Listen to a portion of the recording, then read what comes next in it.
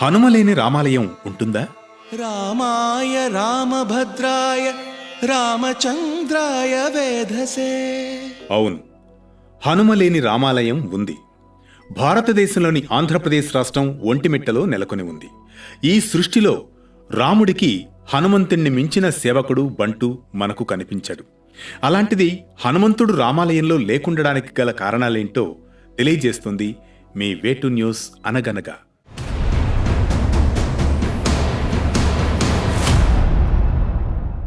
హనుమంతుడు లేని రామాలయం ఉందా అంటేనే ఆశ్చర్యం. ఈ సమస్త సృష్టిలో రాముడికి హనుమంతుణ్ణి మించిన సేవకుడు బంటు భక్తుడు ఉండడంటే అతిశయోక్తి కాదేమో. వారిద్దరి అనుబంధం అంత ప్రత్యేకమైనది. శ్రీరామ రామ రామేతి శ్రీరామ రామ రామేతి రమే రామే మనోరమే రమే రామే మనోరమే. మన తెలుగు రాష్ట్రాల్లో సీతారాముల పేరు చెప్పగానే అందరికీ టక్కున గుర్తుకొచ్చేది భద్రాచలం, మరొకటి కడప జిల్లాలోని ఒంటిమిట్ట రామాలయం. ఈ ఆలయాలకు ఎంతో విశిష్టత ఉంది.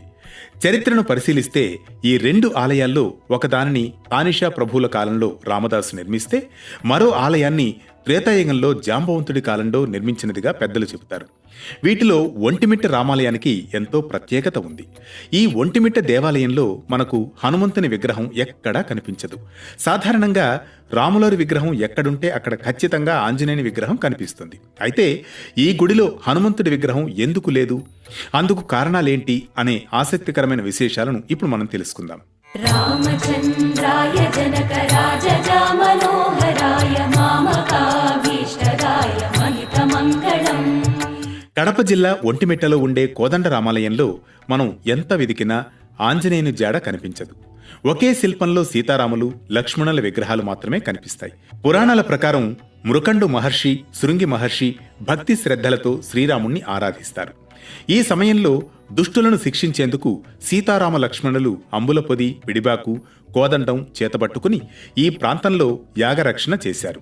మరోవైపు త్రేతాయుగంలో జాంబవంతుడు ఈ విగ్రహాన్ని ప్రతిష్ఠించినట్లు చెబుతారు. ఆ సమయంలో వనవాసంలో ఉన్న శ్రీరాముడికి ఆంజనేయుడితో పరిచయం లేకపోవడంతో అక్కడ హనుమంతుని ప్రస్తావన ఉండదని పురాణాల్లో పేర్కొనబడింది.